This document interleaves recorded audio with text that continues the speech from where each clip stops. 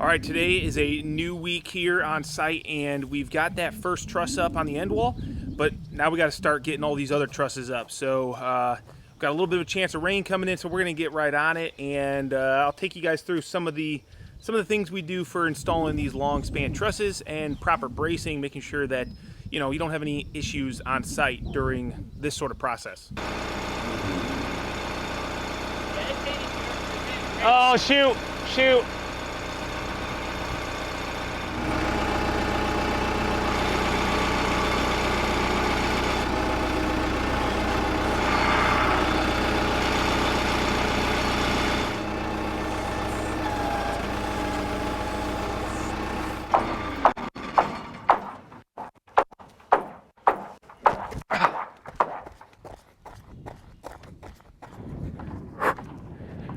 Oh, guys, got that first truss in, which was a little bit nerve-wracking, but at the end of the day, actually wasn't that bad, and I feel pretty good about getting the rest of these ones up, so let's keep going. All right, so at this point, normally we might go ahead, put our temporary bracing on, which is what Greg's doing right now, and then go to the next truss. Install that truss, install the purlins, and just keep going. But because this 80-foot wide building is so big, we've got a chance for some inclement weather on the way. We're gonna spend probably all morning on this bay. We're gonna go ahead and get it purlined. We're gonna get our bottom cord stiffeners, our wind ties, all of that stuff on so that we can lock this bay down with our chains and make it rock solid in case wind hits the building. Another thing that we'll do is also make from here on out even easier. So, I've said it once, I've said it a million times, and I'll say it again. Spend a little bit of time at the beginning, prep it, secure it, all those things to make sure that you're good at the start so that when you get 120 foot to the other end, you're not fighting that entire roof system. So yeah, it's important.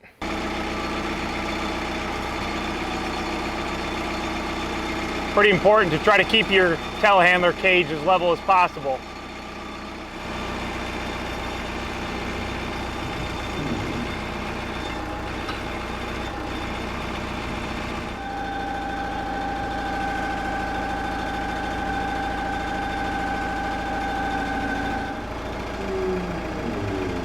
You want to go up in the lift? Going, dude, going.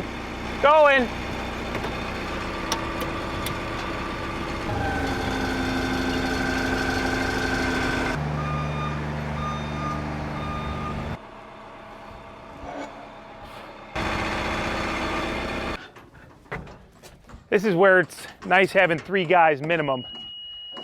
Not that I don't mind working, it's just a lot more efficient when you got somebody on each end of the truss and somebody on the ground. So what I need to do here is make sure that my truss is in plane with this beam. That way it's installed correctly.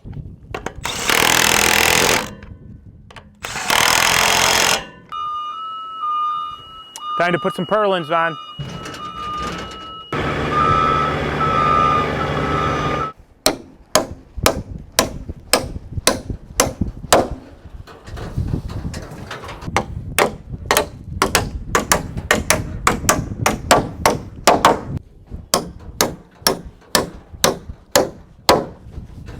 All right, guys, I just felt a raindrop.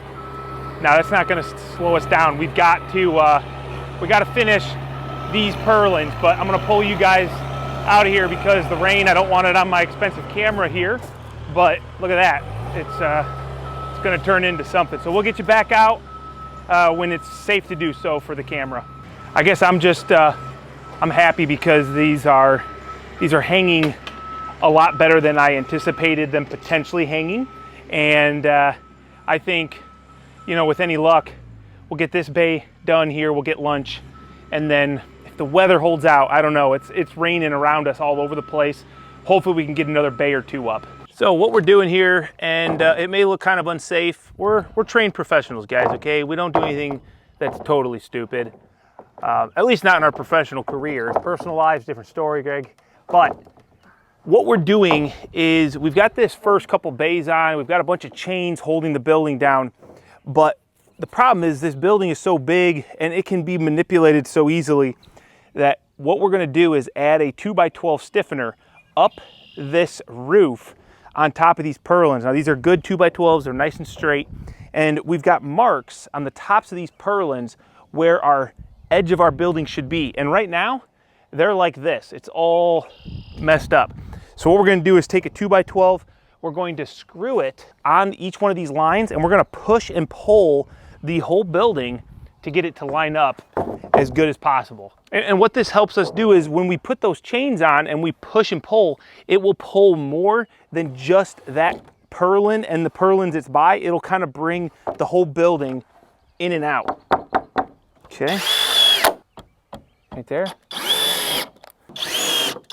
And we're just taking some of these structural GRK screws and we're gonna put 2 screws on each purlin, trying to lock it in. And as we go, it looks like we already got to tweak this thing, which I knew this bottom was. Dude, this drill is fast. It's so fast. More. Right about a little hair more if you got it. Too much. Right there. Now I know you guys probably can't see that. Obviously you're not straight in line, but we just took out about 1.5 inches. It was straight and then it went in about 1.5 inches, and we just were able to take that out. And these 2x12s are strong enough to resist the flex and the kind of ins and outs of the trusses, so they straighten them out automatically. We'll actually leave these 2x12s now, since they're 3 foot in, we'll leave them until we get our steel roof on. And once we get our roof on, it'll hold everything in place. We'll come through, we'll pull these screws, and then put a piece of roof steel here. How's it look, Greg, going up the end? I bet you it's a ton better. Dude, it looks, yes. Okay, I'll show you guys what we got going on. As you can see, those 2x12s are nice and straight. And I'm not saying that the end is perfect, but what I'm saying is it was sticking out 1.5 inches one way, in 1.5 inches the other way. And now when we do pull a chain anywhere on this wall, it will bring like the majority of it. So if we need to bring the whole peak in, we can bring the peak in and then like bring these middle chains in, and it's not just gonna pull where the chains are, it'll pull the whole wall, and it'll move it as one. So we'll do that on the other side, and then this will all be locked down. You can see we've got all these chains in place holding the building sturdy, but it's important to spend this time now so that we don't fight it when there's 120 foot of trusses on, but we can build off of a nice solid straight roof system. No. Anyway. All right, so this is the first truss out of that I-beam that we've been working out of. And what we've got here is a 3-ply column. Now, I still like this better than nailing your truss to the side of a 6x6 or an 8x8 and then putting a block underneath of it. The bearing weight of this truss is entirely on this column, and we've got one ear that goes long. So that ear is what we're gonna fasten to. Now what we also need to do is make sure that we are lined up with the back side of this truss. Yeah, I like that. And then we're gonna drive some of these 4-inch 20 pennies through this way, and we're gonna come back from the other side.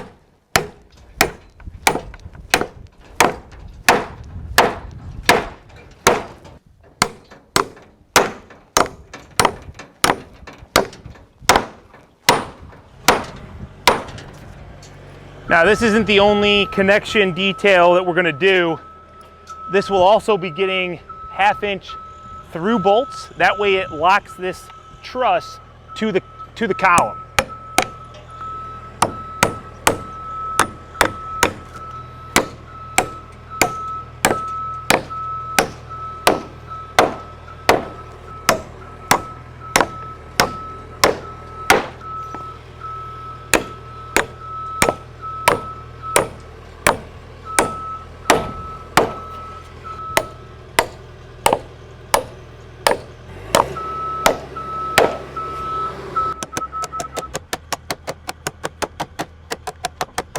Once we get this first truss on a new bay locked down on the ends, we're gonna come through with these temp boards. That's what Greg's doing here. He's putting a temporary board to hold this truss 8 foot on center from the last truss. And that's so we can unhook our telehandler, and then we'll go ahead and pick our next truss. And then once that truss is set, we'll go ahead and run all of our purlins. Now, believe me guys, this building can definitely move a little bit. We're not secured much to anything, but this lift, this lift is definitely gonna move because this scissor lift right here is about maxed out right here at this height. So you can see my nails, I can push this truss right to fit inside those nails, which we've measured out. And now this is gonna be nice and locked down because we've got those first trusses locked down. So we can get rid of this strap and then we'll go get the next truss.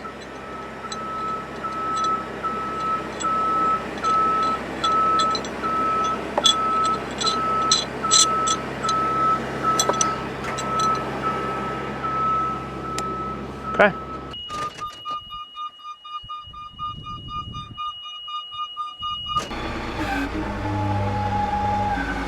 Yeah.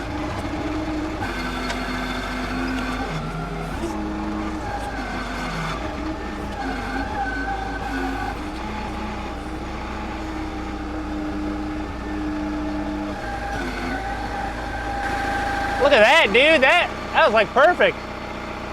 It came back down perfect and everything.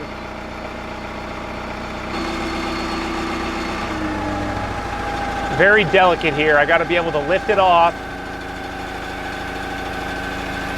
And I don't want it to slide off too fast. So I'm just going to take it easy. I got to keep the weight back so it doesn't do that.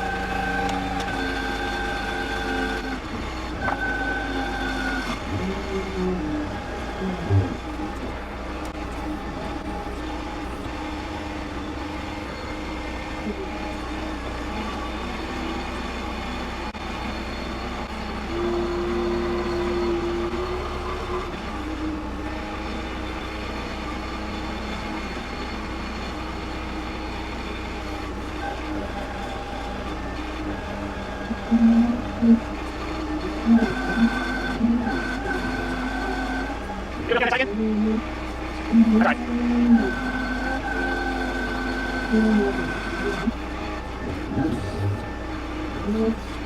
I'll bring it over. I'll be over.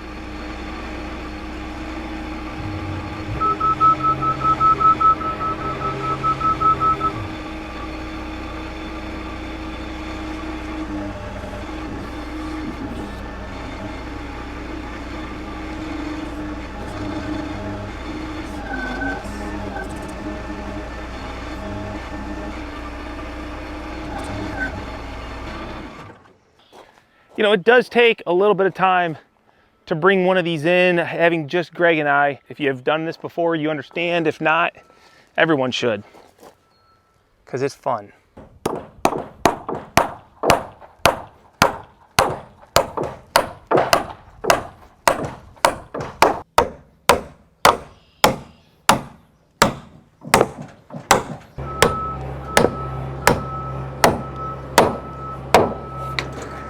You know, just to address, like, I know there's people that are gonna comment on standing on the rails, not doing it safely. Listen, I'm all for it. I'm all for safety. That is why I've invested $150,000 in these scissor lifts. Obviously, always be safe. I always think about going home to my family, making sure Greg goes home. That is important to me. But when I hit 1 million on YouTube, I'm actually, you know what? Hey, how about this?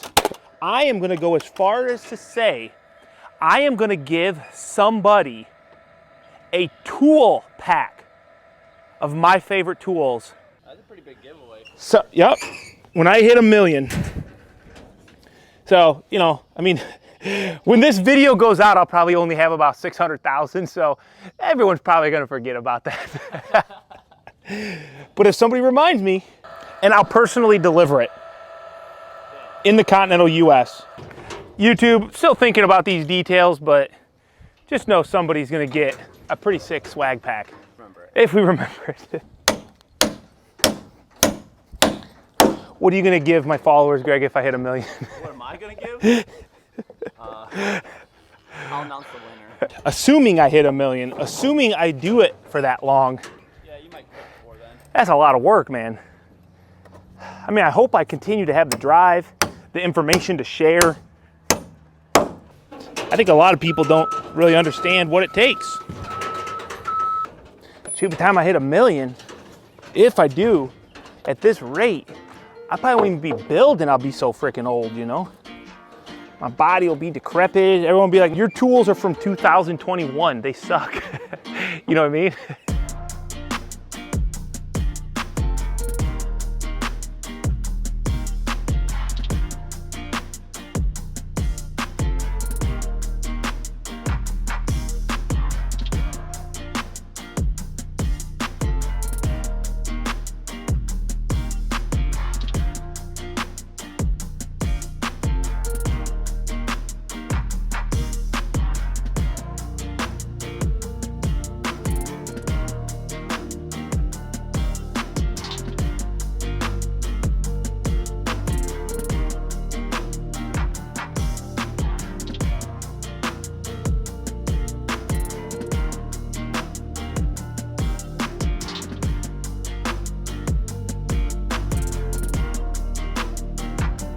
Look at that, guys. Those are the last 2 trusses. I mean, we still got that end truss over there. That'll go up as well. We're in our last full bay.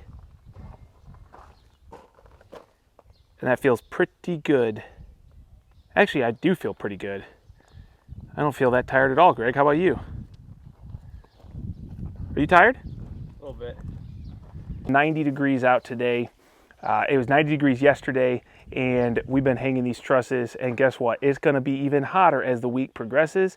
But hopefully we can get onto that roof and start installing some metal. Right now we've got probably 20, I don't know, maybe 24 chains on this building right now, bracing it up, holding it up. It will still get a couple more just for the bracing process, and then we'll use even more chains where we need to in order to push and pull it to get it as straight as possible before we put that roof steel on. This really is a lot of work for 2 guys, but Greg's been working hard. We've been putting in the time, and 1 more bay here today. We'll get the full bays done. We slap up that end truss, and all those 80-foot trusses will be up. And I'll be sad, but happy. Isn't that weird the way that works, Greg? What? Like when we're done, like I'm always kind of happy but sad at the same time. Like I like this process. It's just a lot of freaking work. All right, without further ado, let's get this last truss up.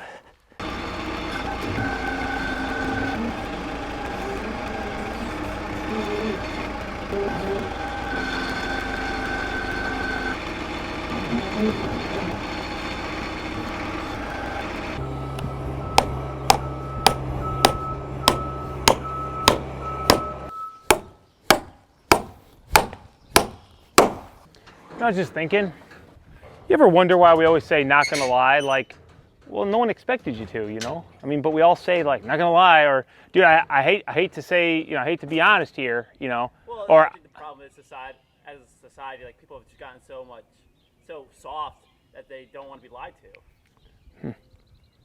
Well, I'm not gonna lie, it's kind of dumb.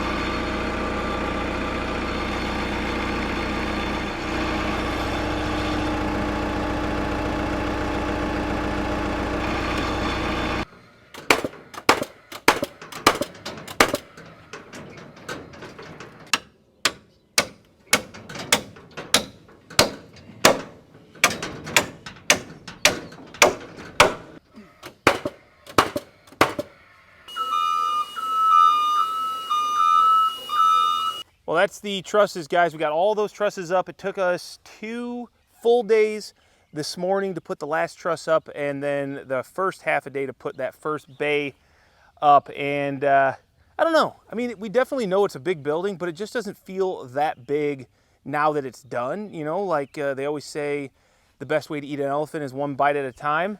And we just took it 1 bay at a time. It is impressive, 80-foot clear span. One of these days we'll do bigger, but I think, Greg, we should make sure we got help. I'm not interested in you know, for the ego doing it, but it is pretty satisfying to see now. And we've got wind ties, so our bottom cord stiffeners, we got to put all those on, and then we'll start working on overhangs because it's really optimal for roofing, and that's what's going to lock the building down, get it strong. I do not want to do it in this heat because it's like 90 degrees again today, probably 90 tomorrow, but then I think it's going to cool off, is it not? I thought it gets into like mid 80s. Regardless, that is miserable weather, but it does make for good roofing weather because usually those extreme like temperatures where you just have this 2 weeks of 80, 90 degrees, it's probably not going to be very windy or volatile. So we kind of got the crappy weather out of the way when the heat up started, and we should be pretty consistent now. So we're going to try to get everything prepped and secured and straightened so that we can start putting on some metal roof. It did seem to cool down though. That breeze helped. Yeah.